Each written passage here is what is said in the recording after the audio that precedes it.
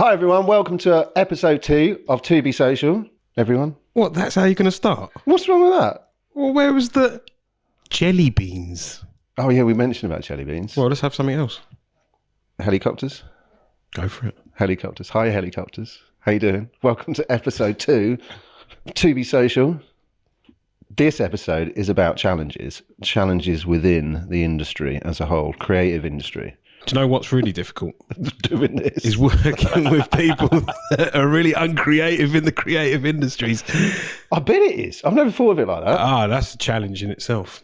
What do you do when you've got someone who's like, if you've got someone who's, I mean, I don't expect you get a comedian that's not funny off stage as well as on stage. Do you get someone who's like just completely deadpan, really, really hard to work with? I think, do you know where I've found, we can start here, this is good. Yeah.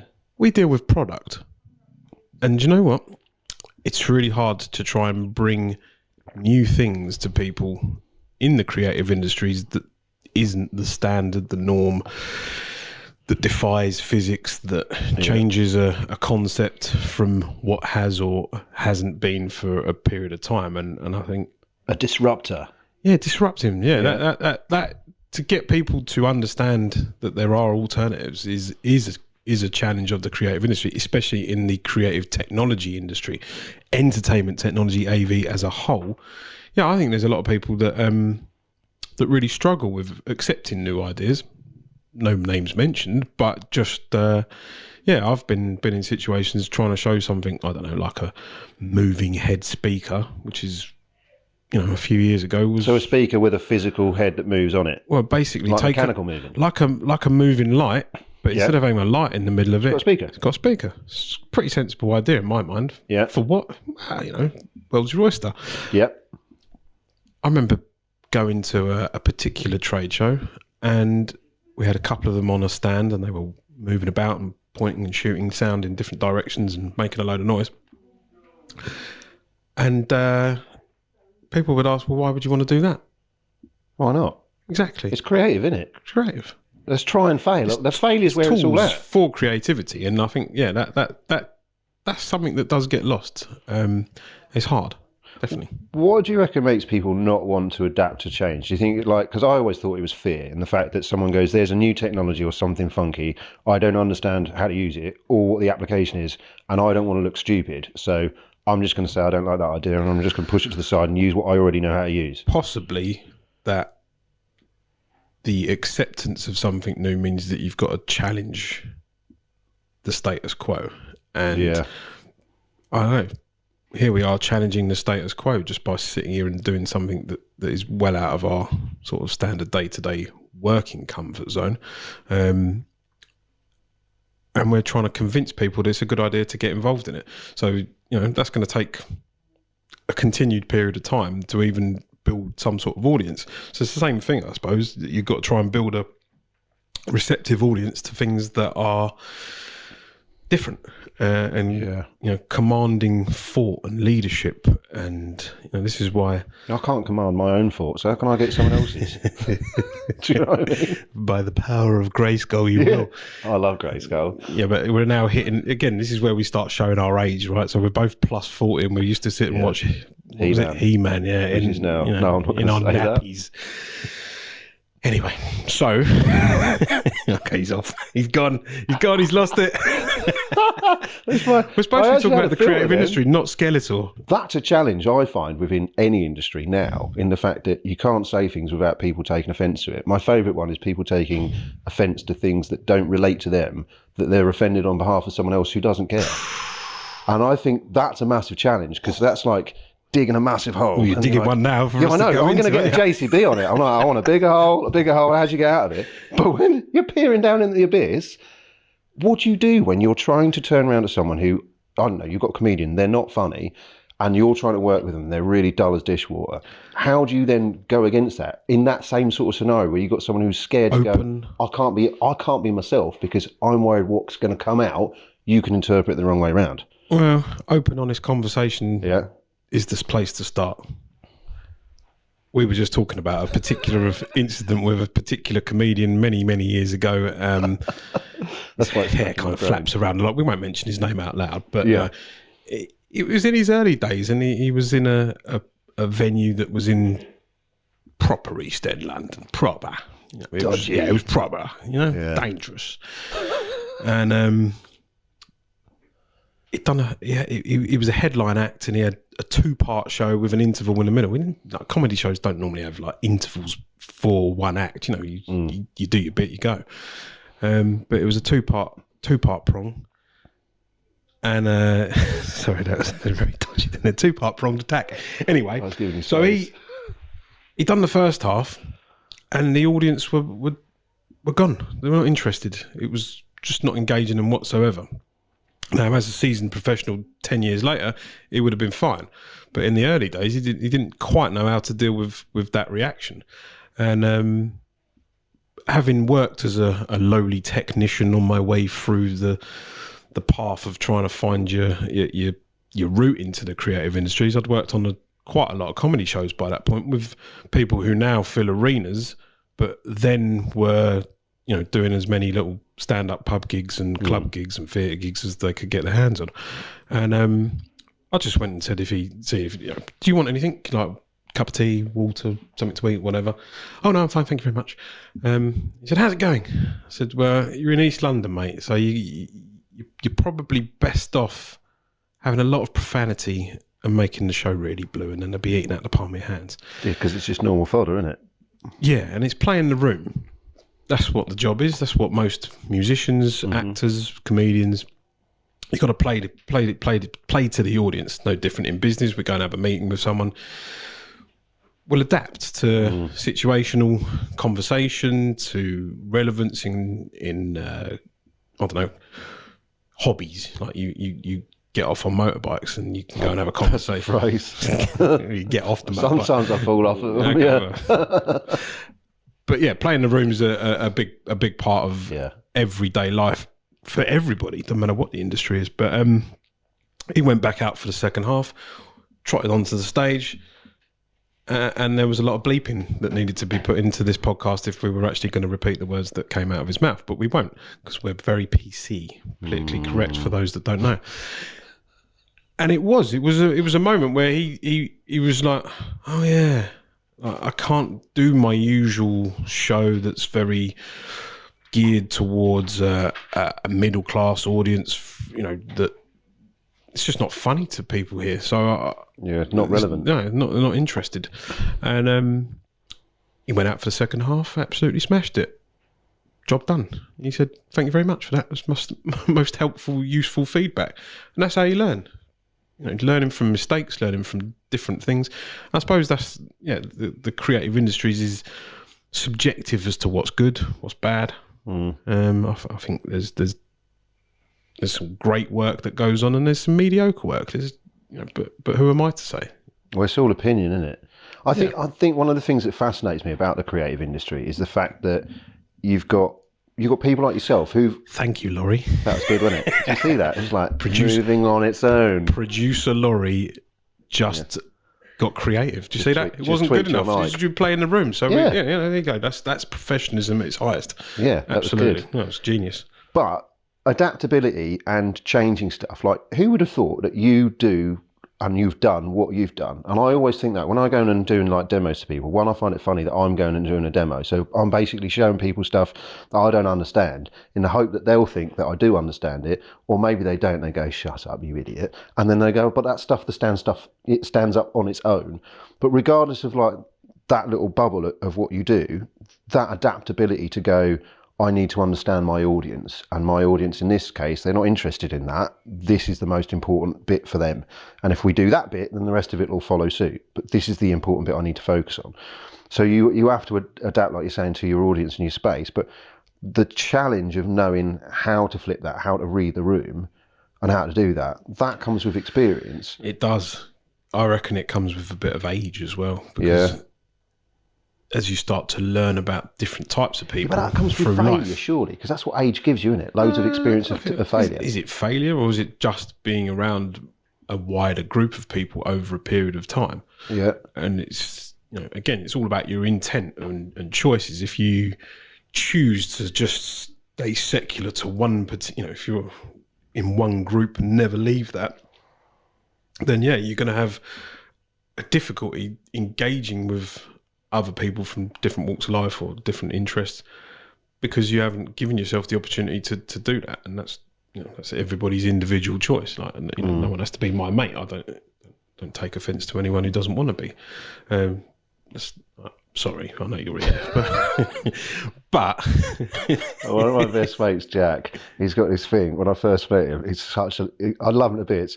But we met him and I was like, this guy's all right. I get on really, really well with him. He's like a historian. He turns around and he goes, look, mate, you're really cool. I actually like you, but I've already got 5 friends. I ain't got room for you in my life. I just walked off. And I was like, that's epic. That's such a good way to be. I mean, he's so real on it. He's like, I love all these people and I've got so much time for them. But because I've got so much time for them and obviously my kids, I don't have time for you. Can't fit you in.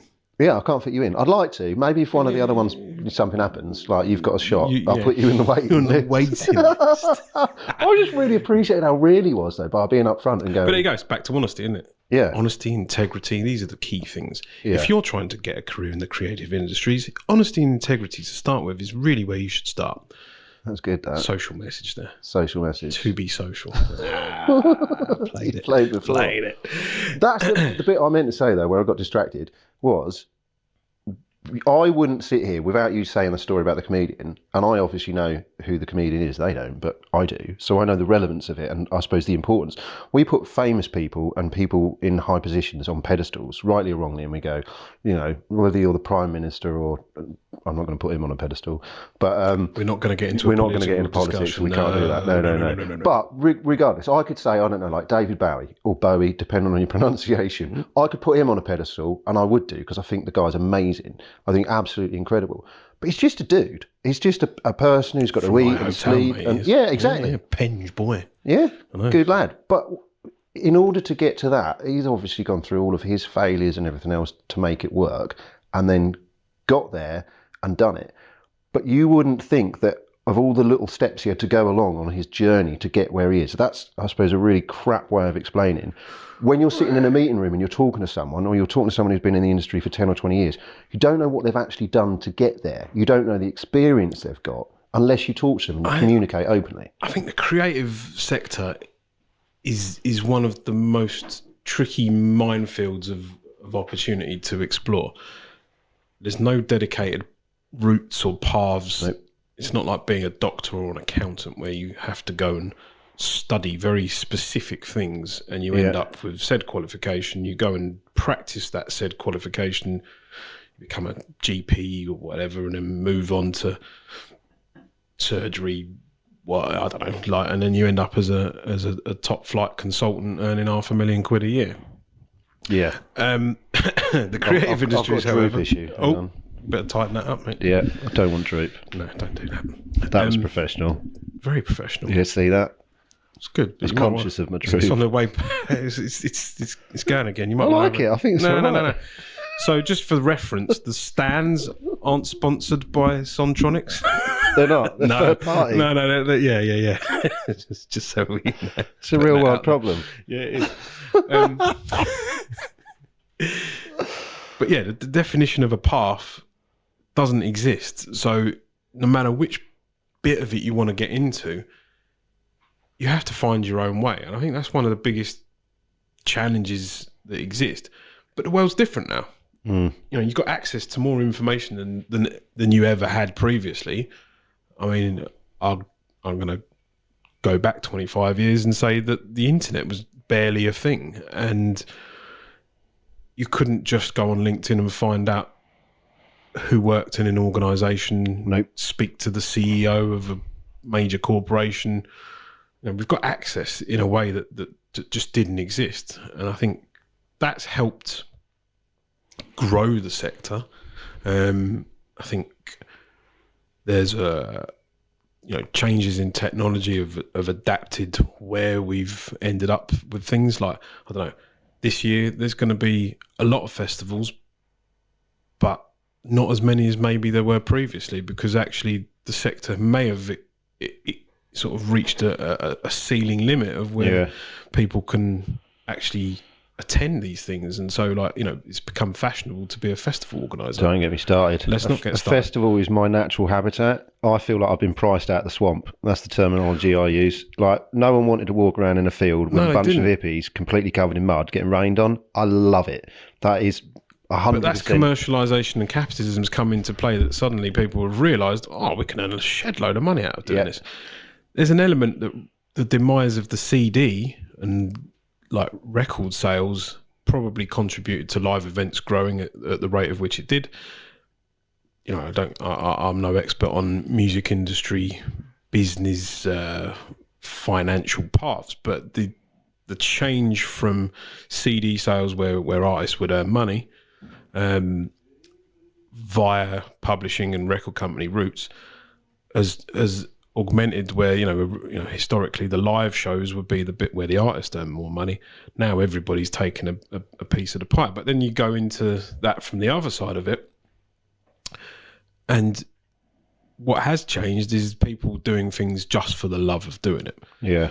And people need to be paid properly, and I think that's probably one of the biggest reasons for ticket pricing becoming a lot more. They're outrageous now, though, aren't they? I mean, because it's elitism to be go and see it. Like, I love Pearl Jam. Pearl Jam are playing at Tottenham's ground this year. Tickets to take the missus and the kids, so 5 tickets standing just in the middle of like the football ground to see it, was 1,100 quid. That's mental. It's 1,100 quid, and they're already on resale, and it cost you $2,000. Yeah, I mean, the routes towards that figure, I don't know. There's a lot of cost. There's a lot goes into it. Yeah, for sure. I mean, I don't suppose renting an entire stadium's a cheap day out. Then you got to. It's only Tottenham, mate. Hey, listen, again, that's just like talking about the Prime Minister. We're not going to go into that conversation. Just leave politics, football. Any other subjects we're going to leave alone? You what? Any what? Any other subjects we're going to leave alone just in advance? Right. Nah. Right. No, we're all politics and football will stay well away from. No point getting involved in that because it just ends in a riot. Which team? Spurs. That's your team. It was, yeah. It was. Yeah, it was mine when I was 11. Yeah, same here. I met Teddy Sheringham by accident. Teddy Sheringham? Oh, anyway. Yeah, Chippenonga. I met him. Stop. Like, See, we're going off subject. Creative industries. The sports industry is a whole different problem. That's on a league unknown to anybody. But arguably, you need to be creative in sport as well. Well, they have been creative. They're renting their stadium out to music. Yeah, they have. Job done. Season's finished. How do we make money out of this huge piece of real estate in the middle of London? I don't know. We're just going to charge an absolute fortune for people to put on concerts. Great idea. How much for one ticket? Yeah. 200-300 quid to stand up for a couple of hours?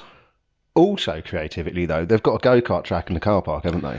They have got a go-kart track in the car park. That's creative. That's a creative use of existing space for another revenue stream. I thought it was in the basement. Basement car park, same thing in my book, but there or thereabouts. Yeah, but again, you've got to fill that with people every day to make that worthwhile. Otherwise, you could have put houses in there. Yeah. Yeah, you could have. Yeah, it's like you got to drive that. That's all about marketing and to get people through the door. That's a completely different beast, isn't it? Total. But then again, I think the crossover between it, that creativity about having an idea and going, I think this is a bit left field, but I reckon it could work. It's got legs in it. You don't need it for everyone. You just need it for that niche, that little sector within the market.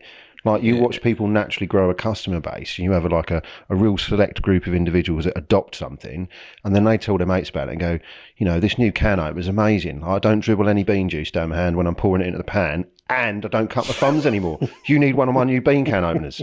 That's how you do it. I think I do. I just don't eat beans. So Why not? It's protein. No, beans. No beans? No, it just doesn't do me well. Okay. Good to know. I just don't like them. I do. Anyway, see how easily you can draw me into thought processes. Right, this is going to be one hell of a journey on this podcast, I can tell. Creative industries, Ciarán. Yeah. Bean can openers. That's creative. It was. Yeah. There's creative problem solving as well. That's like... see, there's the magic. That is magic. So like... Coming up with ideas. Do you ever do that thing about working out where someone says, how do you get to where you are? And you're like, mate, I don't even know where I am. Because that's the way I tend to look at it. Have you been asked, if you could go back in time, like 20 years, 30 years, what would you say to your younger self? Well, if I knew what I knew then, what I know now, probably wouldn't be sitting here. So, no, I don't think about what was. I think. What about advice though? Like if you give that nugget of advice, that's finding your path. Where'd you go? I mean, there was lots of points in my early to mid 20s where I really wasn't working in. Well, I was struggling to find a path, and so because of that, I considered other things. Like I applied to the Met Police probably 3 times. I know, yeah. Don't did you? I know. I didn't say anything. No, mate. you didn't have to. You I just couldn't looked help at me it. like, The eyebrows went up. I was Boris Johnson or someone. See, we've gone back to politics. know. I've done that on purpose. But no, I filled out the forms. I sent them in. I just didn't go for it. It wasn't, in the end, it wasn't for me. And I would have been quite a good police officer. Hello, sir.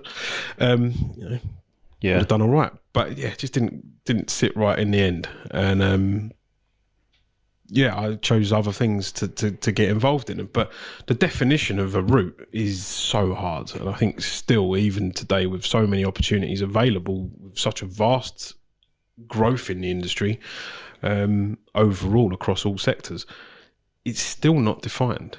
And you can go to college, you can go to university, you can study all sorts of different elements and still come out with no clue as to where to begin that journey. And I think there's a real opportunity for the industry to collectively kind of work together to find some sort of balance for people to be leveled at the beginning and given different paths to choose, but maybe with a little bit more definition as to where they want to go.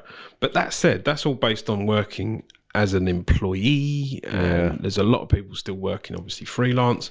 And I think the pandemic proved very, very impactful to those people that were left wide open for a massive shock. And yeah, that's quite huge.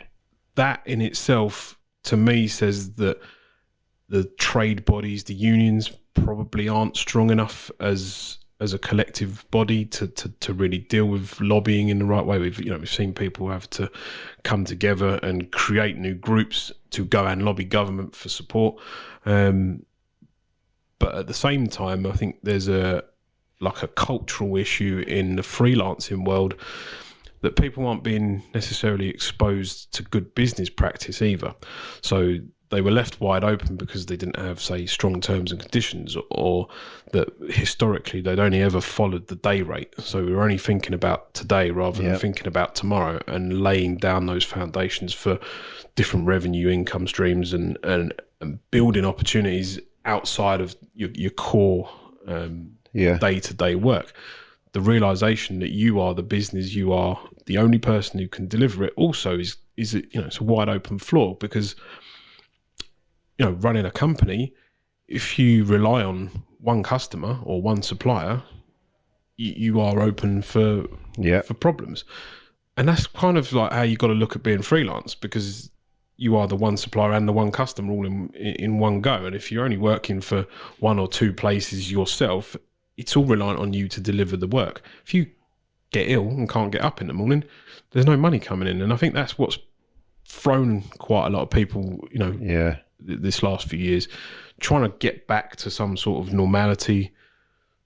A lot of people believe left the industry. I don't see it as much, but I think quite a few have. It's either that or we'd all be busier, because there's a definite skill shortage to a certain extent. But there's always been a skills shortage apparently.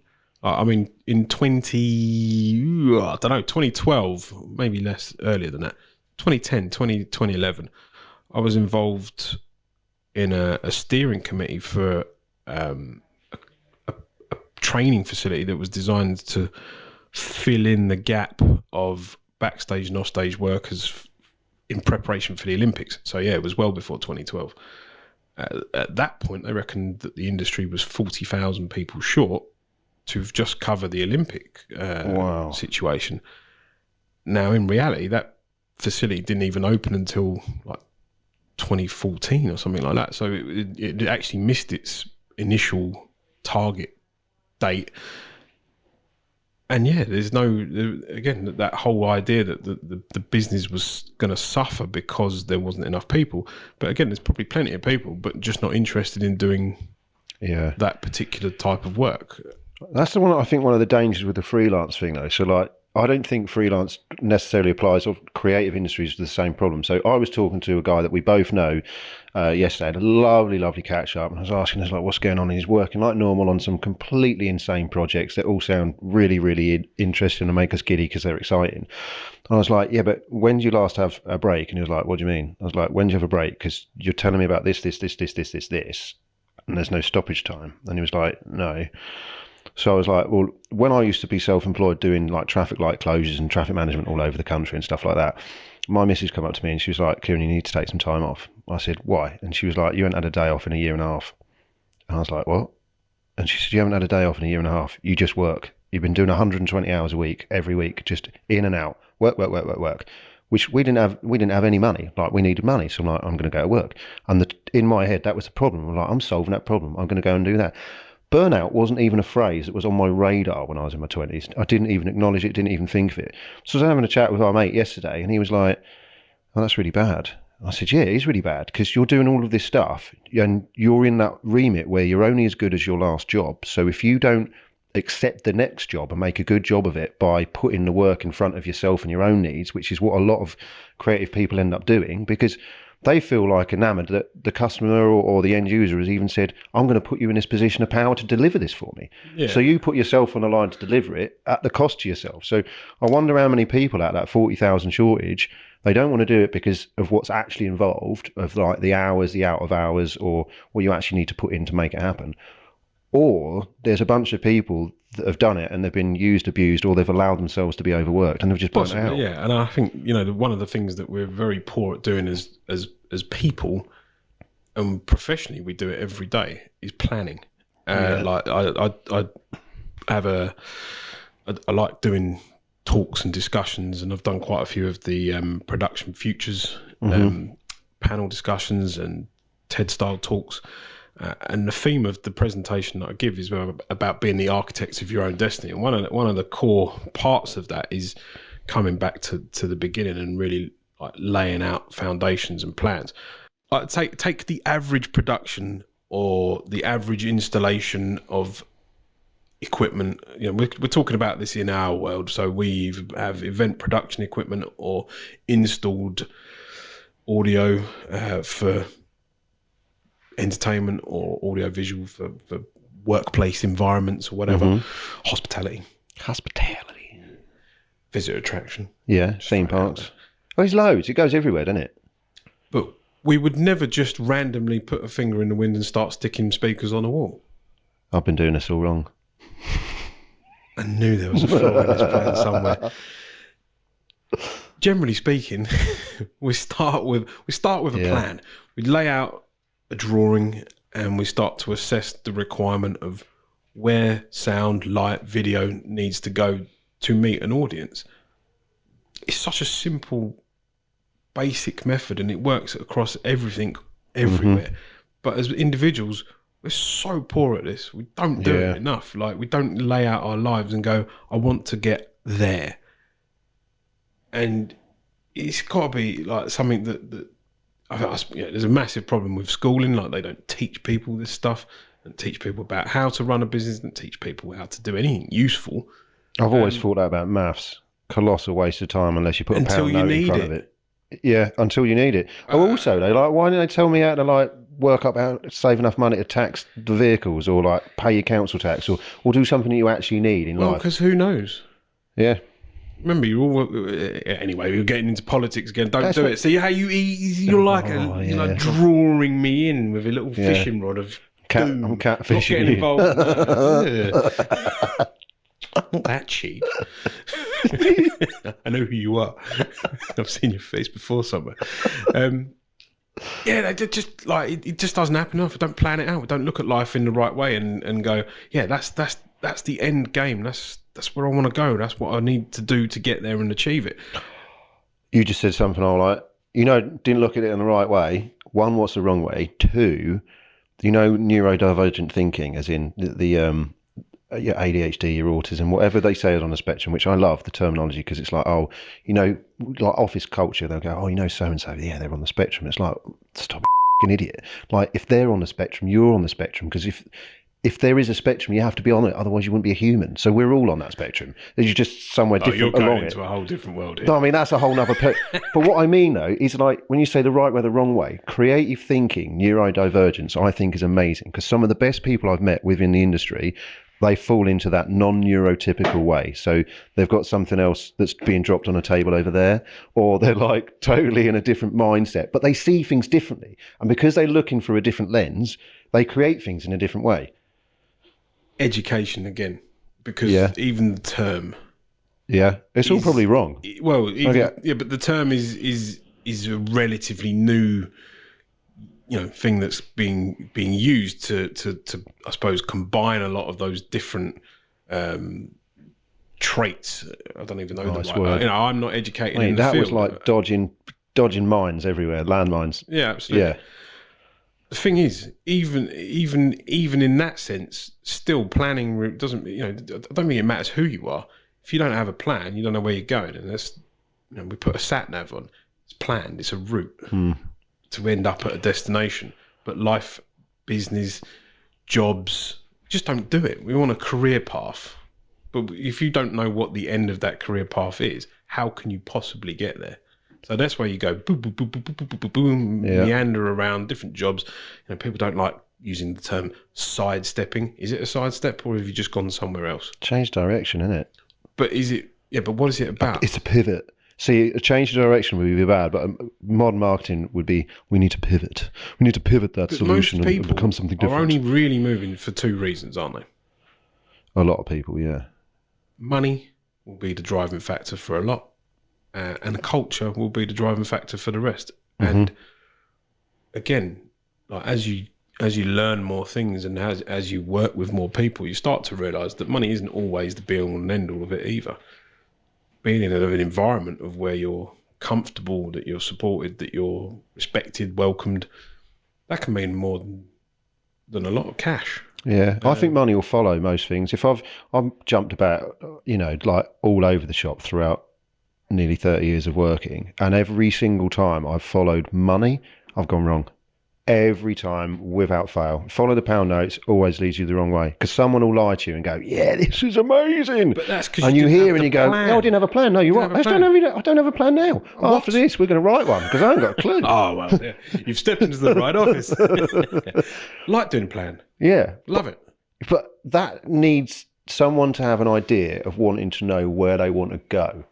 And I think that sometimes, like, I could turn around and say, I want to become the boss of the NHS. That's what I want to do. So I'm going to become the runner for that. Now, we can come a plan for me to get there. But when I get there, I could go, this is rubbish. This is rubbish job. I don't want to do this anymore. But I'm not going to know that until I get there. Yeah, but you know what you missed? It's the journey. Well, no. Think about it from the architect's point of view. They don't start off with the plan. They start off with the finished drawing of the immaculate-looking building. They build a nice little model box. They know that that's the utopia that they're trying to achieve in the design. So, again, we don't do it. We don't lay out, well, what's the idea? What do I actually want? Some people want, or they think they want, a plane, a boat, or, a large house with, I don't know, a pond ponies with and room for a Mercedes-Benz, whatever it is. Yeah. But they don't draw that out. So they don't actually plan what that looks like. It's just an ideal of what they think they want. So how do you actually get a plan to something that's mythical? You can't. You need a factual thing to work towards. Yeah. And so although that's really difficult to do, knowing the outcome at the end and what that actually looks like really gives you the tools to be able to draw those plans, lay the foundations and take each step and lay the bricks, put the scaff up, add the roof, finish it, paint it, and then decorate it inside. And it's just missing. It's missing everywhere. And that's why people are running around like headless chickens trying to find their way through something, because they don't really know what they want to do. I suppose it's different for performers than it is maybe for other people in the industry. Like, it's a very defined thing. If you're a pop artist and you want to be a pop artist, you kind of have this vision of filling up stadiums, Yeah. charging people £300 a ticket. Yeah. Or more. But there's that performance element, that the performance part of it is like often a creative drive. Like, I think performance is a buzz. yeah, And it's like, you work with top end artists and they get to a certain point in their career and they maybe start to decline, but they keep performing because it's a drug. it is a drug. Yeah, And the release of dopamine, is that the right one? maybe. Yeah, I'm sure I've got it floating around in my system somewhere. On this. But you get a buzz. Yeah. And he's still looking for that chasing that. Have you ever jumped buzz. out of a plane? I've never jumped out of That's a plane. amazing. When you do that, if the parachute works, obviously, like when you land, that's exactly what you feel like. Like, oh my God, that was amazing. Take me off again. It's incredible. Yeah. Yeah. I'll take your word for that one. It's worth it. I'm scared of heights as well. Yeah, it worked out all right. Yeah, but there's a difference, isn't there? There's standing on a ladder. I don't know. When you're out of a plane, it looks pretty But high. that's just extreme because you don't go up in a plane any other time with the door open and look down and then say, I'm going to jump out of it. Like there's a certain element of, madness involved in that kind of train of thought. But that's a whole different problem, isn't it? Yeah, it Tell is. you what, though. People do that for charity, don't they? They do it for charity. You do charity. You have. And guess what? Charity! That is going to be a topic of discussion in our next episode. Yeah, episode 3. Episode 3. Twa. We're going to talk about young people and charities and organisations that are there to support people from all different walks of life. It's going to be an interesting conversation. Amazing. I'm be looking there? forward to that. I will be there. Coming along? I'll be here. Yeah. Maybe we'll be in different seats. I might swap my We're t-shirt going to out. swap. Yeah. Yeah. We'll do something. It'll be artistic and Bought a creative. different T-shirt. Yeah, mate. Yeah, I'm representing. This is my mate's got a t-shirt company. I say had a t-shirt company. Classic, creative individual. Designed loads of stuff like Andy Warhol on TV. Cool T-shirt. I've worn his t-shirts for the last 10 years. I wear them all over the world. Everywhere I go, people go, I love your t-shirt. That's amazing. I go, yeah, my mate Dan makes them. I go back with people going, look, these people want to buy your t-shirts. And he's like, I can't be bothered with that. Shut it down, does something else now. Creative people. Maybe he didn't have a plan. He didn't have a plan. There we go. It's all about the plan. Sums it up. Yeah. So, Do you want to create a sign-off, like a part of a plan? shall we? Should we Yeah, just should we list plan out what- we could do a live planning Do session. you to want to plan say a sign-off. goodbye? Goodbye. Shall I say goodbye? You should say goodbye as well. Just say goodbye to each other or someone else. Oh, I'll say goodbye. All right, goodbye. Nice to see you too. Thanks for coming. Thank you for coming. And you need to, there's a thing, isn't there? There's like follow a TB social or Tubi, at Tubi Heard. At Tubi Heard UK. I don't know, we'll have to check on these and get it right. There's big dots and things. Along the bottom of the screen right now, there will be some useful information. Please follow the link here. Click that over there. Yeah. Do this over here. It's all in the plan. It is. It's professional as well. Link in the bio, I think is the correct term. Is it? I don't know. Linking the bio. Link in the bio? Sounds like a washing up detergent. Link in the bio, Laurie. Link in the bio. There we go. Link in the Hey! bio. We got it Right, right. that's good. This is for the uneducated of the social mediums. Social mediums. That's good. Little Johnny, what's he saying? I don't know. Help. Anyways, go. Go. Done. Bye.